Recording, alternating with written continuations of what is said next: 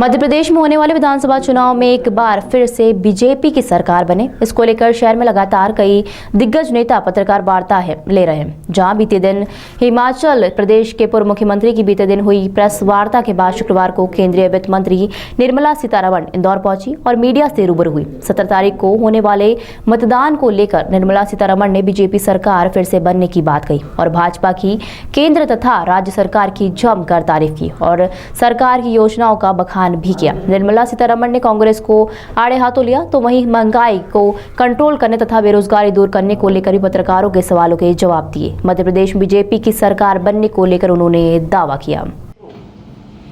First 2 tracks जून 2024 के अंदर ready हो जाएगा और उसके कारण एंटायर प्रोजेक्ट को 2026 तक होने के बावजूद भी उपयोग में आएगा। एटलीस्ट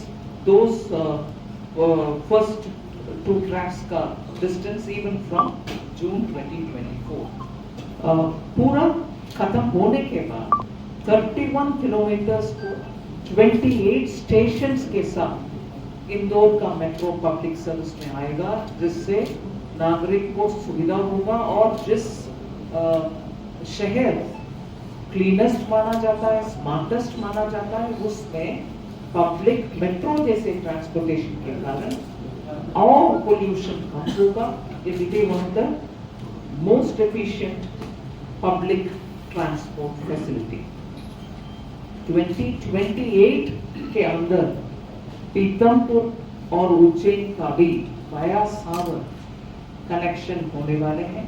इसीलिए एक कॉम्प्रिहेंसिव प्लान के तहत मेट्रो का जाल बिछा रहे हैं, ना कि ओनली वन सिटी मेट्रो। इसमें पूरे इंडस्ट्रियल इलाका और मध्य प्रदेश का कनेक्टिविटी का प्लान है। फिर मैं याद दिलाना चाह रही हूँ 19 फरवरी 2020 को एशिया में ही largest bio CNG plant Indore में प्रधानमंत्री जी ने इनॉग्रेट किया। फिर 14 सितंबर 23 को 2 IT पार्क का भी उद्घाटन हुआ।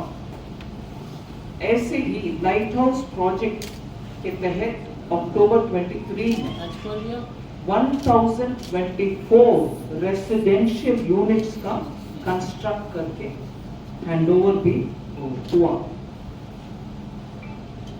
इससे बड़ा विषय पब्लिक ट्रांसपोर्ट के नजरिया से Indore will be one of the biggest rail hubs for central India.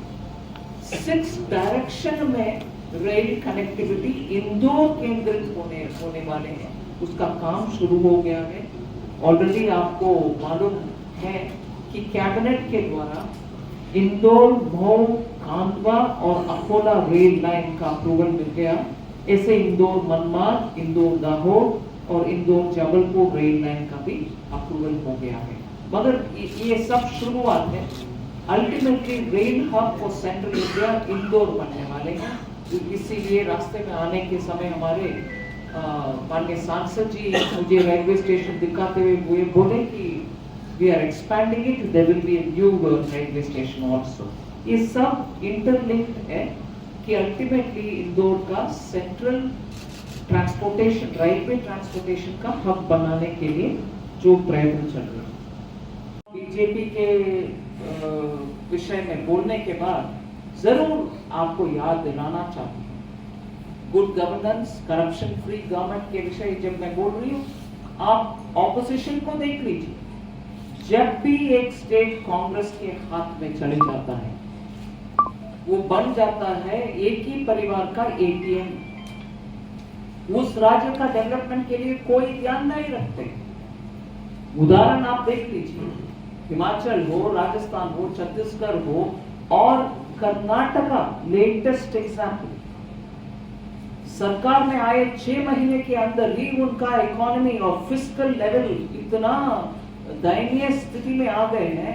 अभी वो मांग रहे हैं कि और पैसा दो, हमारे प्रॉमिस को हम निभाना चाहिए। आपके प्रॉमिस दूसरे और आकर के पैसा देकर के निभाना है क्या?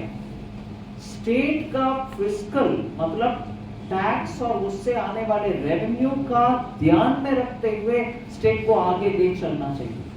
जैसे इधर इतने सारे कार्यक्रम डेवलपमेंट भी और महिला के बेहतरी के लिए, सुविधा के लिए जितना सोशल वेलफेयर और महिला वेलफेयर का प्रोग्राम चल रही है, फिर भी डेट टू जीडीपी के सापेक्ष में ऋण, इसका फिगर मैं कल भी बोली, आज भी बोल रही हूँ, it was more than 31% of GDP.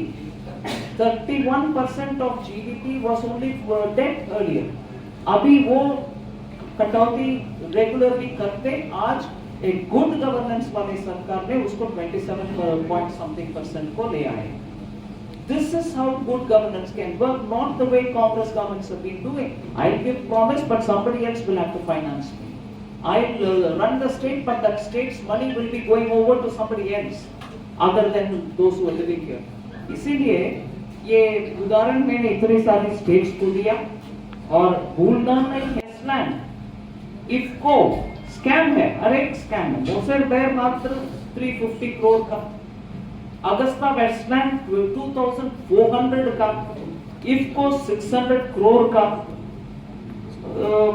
आपको ये फार्मर के लिए बोनस देने वाले बाद 1178 करोड़ का.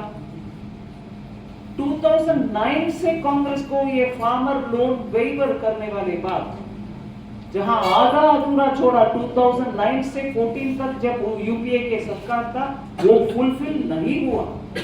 और मध्य प्रदेश के स्तर पर कांग्रेस के प्रॉमिस, और जब कांग्रेस पावर में था बीच में एक समय, उसका टोटल अमाउंट कुल मिला करके 2009 एंड दिस मिला करके 25,000 करोड़ का फार्मर्स का चीट किया. फार्मर्स को गलत फहमी दे करके कंप्लीटली गुमराह करके छोड़ दिया. और उसका जवाब आज कोई देने वाले नहीं है. कांग्रेस में आप पूछ कर देख लीजिए, कोई देने वाले नहीं. इधर उधर के बात बोले. किसान को गुमराह करने में कांग्रेस से ज्यादा कोई नहीं हो सकता है. पॉवर्टी इरेडिकेशन के लेक्चर 1975 से हम सुन रहे हैं. पॉवर्टी मिटाने के कोई कदम इन्होंने उठाए नहीं. सो इससे ज्यादा ना कहते हुए, कांग्रेस के ऊपर जनता के भरोसा हर बार एक सपना जो अधूरा रहता है वैसे ही है. कांग्रेस के प्रॉमिस के ऊपर भरोसा करना, वो सपना साकार नहीं होगा कभी. मगर बीजेपी के द्वारा आप देख रहे हैं, केंद्र सरकार भी, राज्य सरकार भी. मैं एक और बार पूरे केंद्र सरकार से मध्य प्रदेश के लिए कितना मिला, कौन सा टैक्स के द्वारा, कौन सा ग्रांट के द्वारा, कौन सा कुछ और स्कीम के द्वारा, इस विषय में ना चल रही हूँ. मगर इतना स्पष्ट एक विषय है. एक और छोटी सी बात मैंने